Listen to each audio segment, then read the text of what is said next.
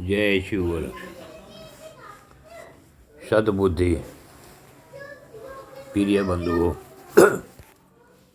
मेरी आज की जानकारी एक ऐसे शब्द पर है जो परमात्मा ने पूरे जगत को दे रखी है।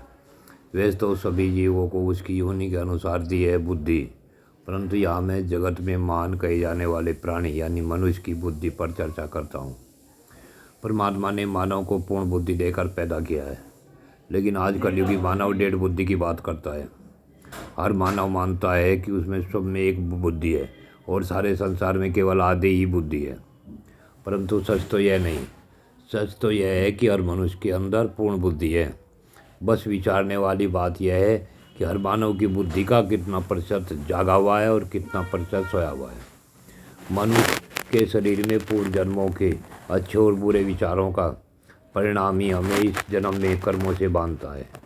हर मनुष्य के अंदर सभी अच्छाइयाँ भी भरी हुई हैं और यहाँ सभी बुराइयाँ भी भरी हुई हैं।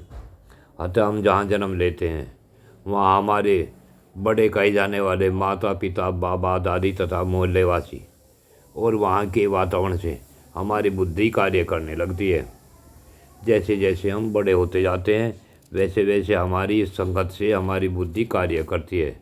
अगर हमारा आना जाना गलत कार्य करने वाले लोगों से हो जाए तो हमारी बुद्धि उन्हीं गलत रास्तों पर चलकर खुल जाती है और हम गलतियाँ करते हुए नहीं डरते।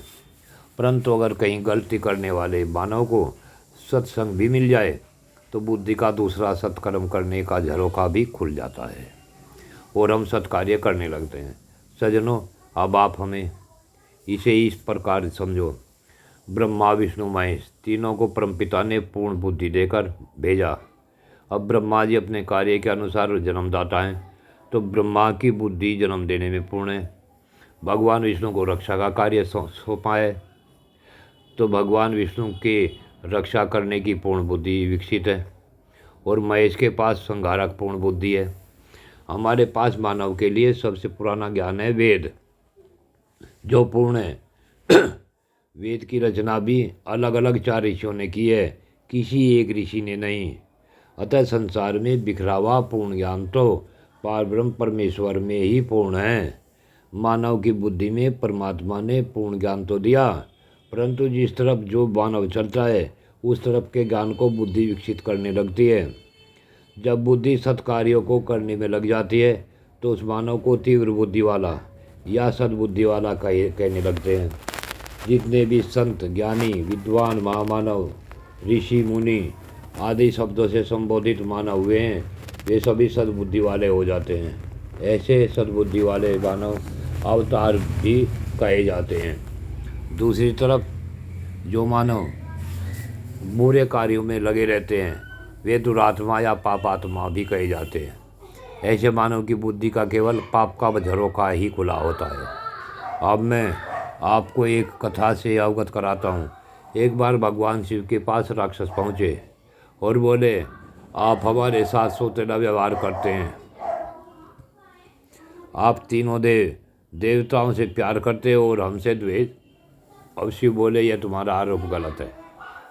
चलो हम तुम देवताओं में जो अंतर है वो बताते हैं। फिर तीनों देवों ने राक्षसों को भोजन पर बुलाया और शर्त रखी कि तुम्हारे हाथों को आगे की ओर सीधा बांधकर भोजन करना है। तो सबको आमने सामने 2 पंक्ति में बैठाकर सबको भोजन परोस दिया, परंतु अपने सामने रखे बर्तन में हाथ न जाने से जब सामने वाले के बर्तन में हाथ गया तो दोनों आमने सामने वाले राक्षस लड़ने झगड़ने लगे। भोजन तो जो का त्यों रखा रह गया, परंतु राक्षस आपस में ही लड़ते रह गए। अब राक्षसों को अलग हटाकर देवताओं को भी हाथ बांधकर उन्हें भी 2 पंक्तियों में बैठा दिया। जब उनके सामने भोजन आया तो आमने सामने बैठे देवता उनके सामने रखे बर्तन से भोजन उठाकर उनके अपने सामने वाले बैठे देवताओं के मुंह में देने लगे। इस प्रकार सभी देवताओं ने भरपेट भोजन किया और विष्णु भगवान बोले कि राक्षसों, आप अपने कर्मों से ही देवताओं से भिन्न हैं, ऐसी बुद्धि रखते हो। हम तो तुम सभी राक्षस जाति, देव जाति या मानव जाति पर सब बराबर प्रेम रखते हैं। हमें आपसे किसी प्रकार का कोई द्वेष नहीं है। अतः प्यारे बंधुओं, कैसी लगी ये वीडियो कमेंट कर अपनी राय ज़रूर दें तथा बताएं कि आपको कैसी कहानी पसंद है जिस पर ध्यान दिया जाएगा। और जिस बंधु ने अभी तक चैनल सब्सक्राइब न किया हो वह चैनल को सब्सक्राइब ज़रूर कर लें। धन्यवाद। जय शिव गोरख।